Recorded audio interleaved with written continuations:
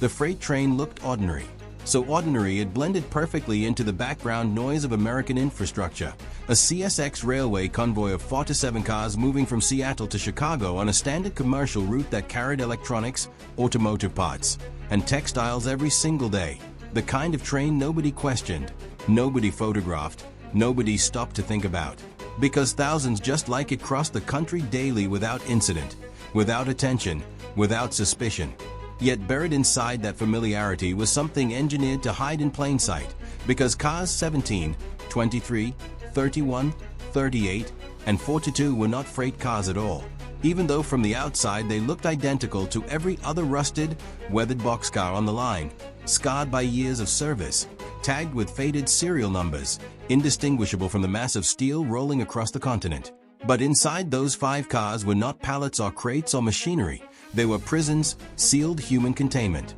Units with secret internal compartments, soundproof walls, no windows, no light, no sense of day or night. Mobile cells traveling at 70 miles per hour across America, forming the backbone of a system operated by TransContinental Logistics, a company founded in 2018 by Marcus Devine, a former railroad executive with deep knowledge of national rail operations and a personal net worth estimated at $240 million,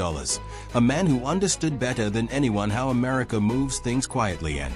efficiently, and who built his company around what he called discrete freight solutions for high-value clients, language that sounded corporate and clean, but in practice meant something far darker, making people disappear. Because for 6 years TransContinental Logistics ran what was effectively a rolling prison network, 23 trains in constant motion, 117 modified boxcars, never stopping long enough for inspection, always crossing state lines, always ahead of paperwork, quietly transporting human cargo across the country, political dissidents, inconvenient witnesses, journalists digging too deep, business competitors standing in the way, estranged spouses tied to financial disputes. Anyone wealthy clients were willing to pay $2 million to remove from the equation. A total of 847 people moved through those cars over 6 years. Some held for weeks or months while clients decided what to do with them. Some dumped alive in remote wilderness. Areas, Montana forests, Alaska tundra,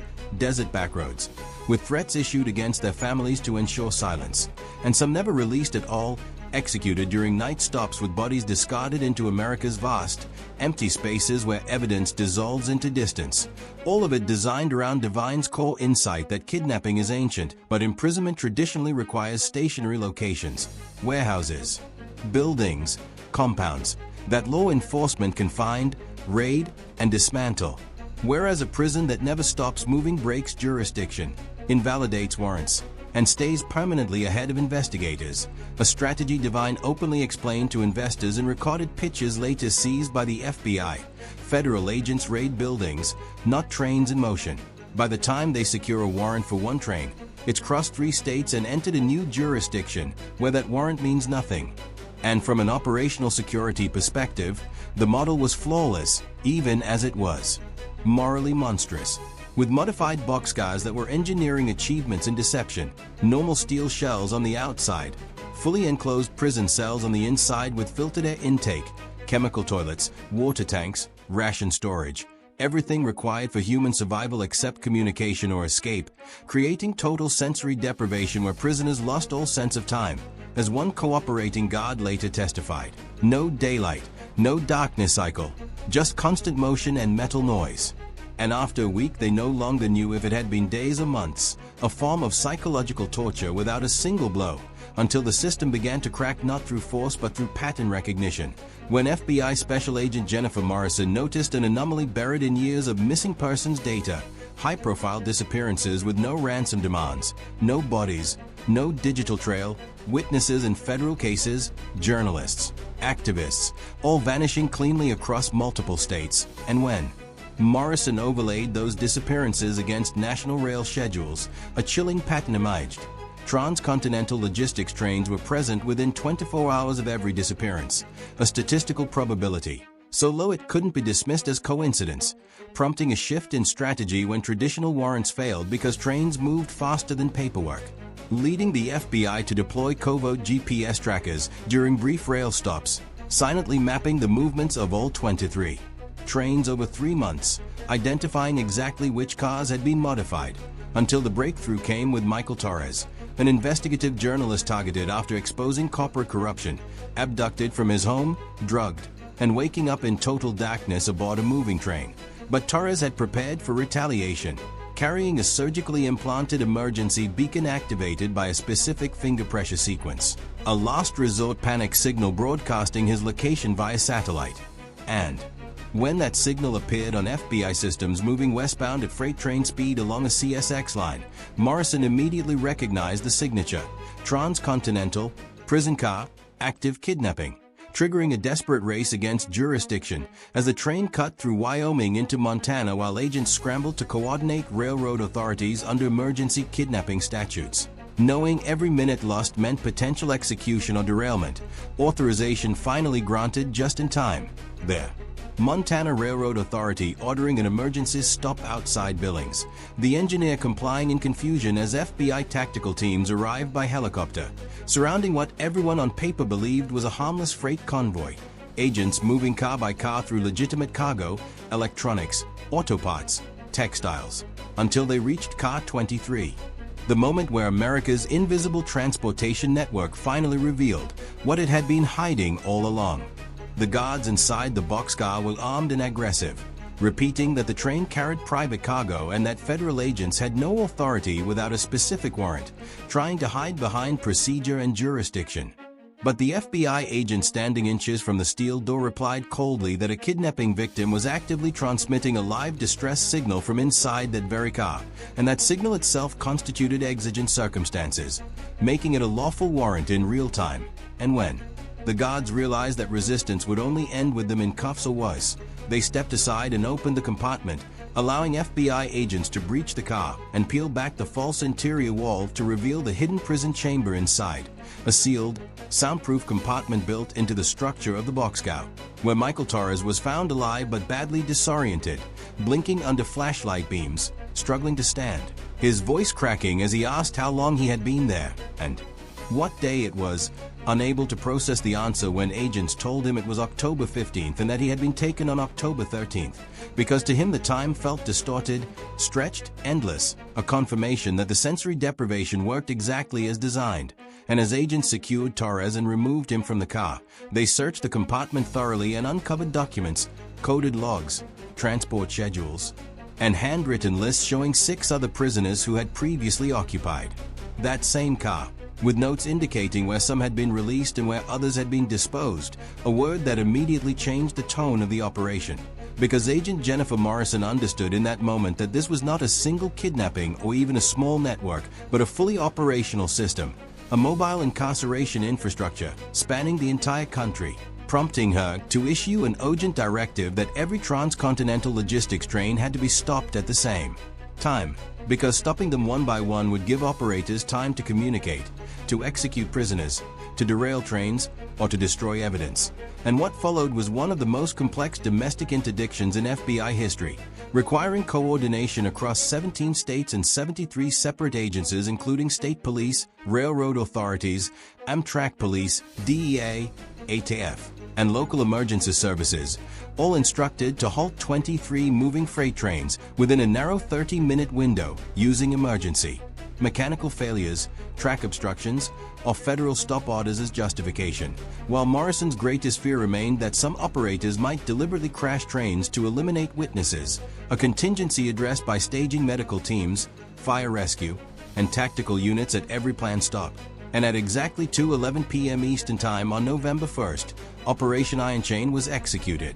Emergency orders transmitting across the national rail network as engineers were told to stop immediately, some complying without question, others hesitating until state police vehicles physically blocked tracks ahead. But within 17 minutes all 23 trains were immobilized across the country, helicopters landing nearby, armored vehicles arriving on service roads, FBI tactical teams swarming each train simultaneously and ordering all personnel off, intercepting guards attempting to bind documents, smash phones, or dump records. And as the searches progressed, the full scale of the crime was exposed. 19 of the 23 trains contained active prisoners, a total of 156 kidnapped individuals hidden in secret compartments. Some held for days, others for weeks. One woman held for 4 months, moved endlessly from train to train across America, while her family believed she was dead, collapsing when agents told her how long she had been missing. Her body alive, but her sense of time permanently fractured.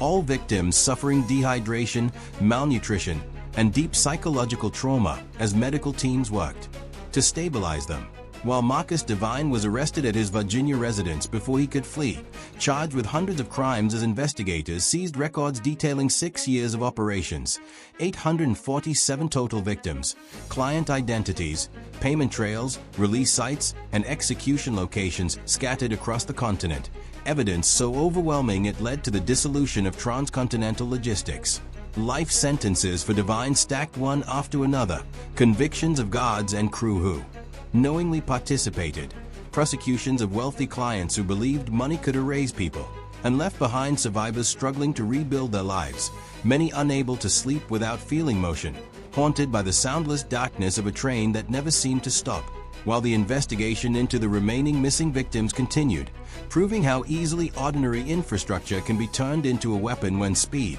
jurisdictional gaps, and human silence are exploited.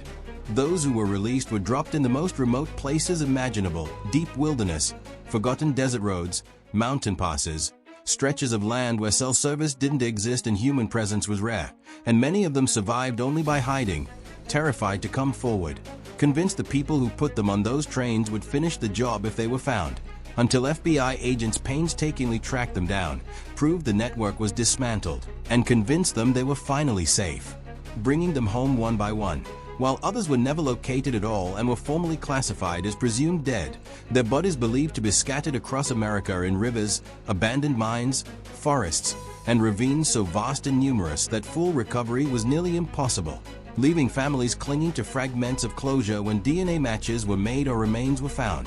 and accepting financial compensation that could never replace a son, a daughter, a spouse, or a parent. Michael Torres, the journalist whose implanted emergency beacon triggered the entire operation, became the most visible advocate afterward, saying openly that he was only alive because he had prepared for the worst, because he had a signal when most victims had none, because so many others vanished into mobile prisons and never came back. And that reality forced changes that rippled across the country as the railroad industry implemented sweeping reforms, mandatory inspections of freight cars, random internal checks, enhanced security protocols, federal oversight, and new detection technology designed to sense human presence inside sealed cargo spaces, while industry leaders publicly admitted that Marcus Devine had exploited a dangerous assumption, that freight cars carried freight and nothing else, an assumption Congress moved to erase by passing the Railway Security Enhancement Act, funding inspections, authorizing advanced scanning systems,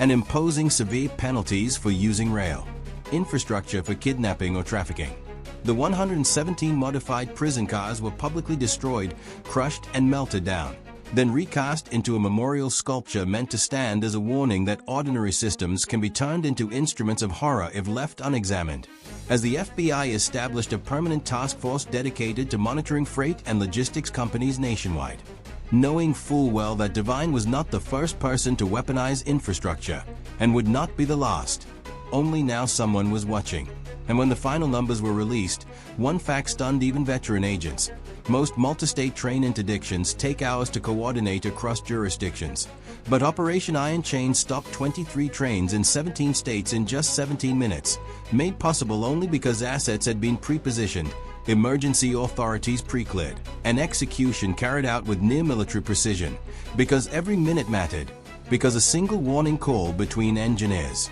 could have meant executions, derailments, mass casualties, and the loss of all evidence. And that speed saved 156 lives, 156 human beings pulled out of darkness because one journalist was prepared, one agent connected patterns others missed, and 73 agencies trusted each other enough to move simultaneously without rehearsal, without margin for error, proving that constant motion does not mean untouchable, that infrastructure is never just infrastructure, and that even mobile prisons can be stopped when law enforcement innovation matches criminal innovation, leaving Marcus Devine in Supermax, his fortune gone, his trains reduced to scrap, his name synonymous with evil, while 156 people breathe free air today because the signal went out, the badges came in, the rotas cut the sky, and America proved that even prisons on wheels can be brought to a halt.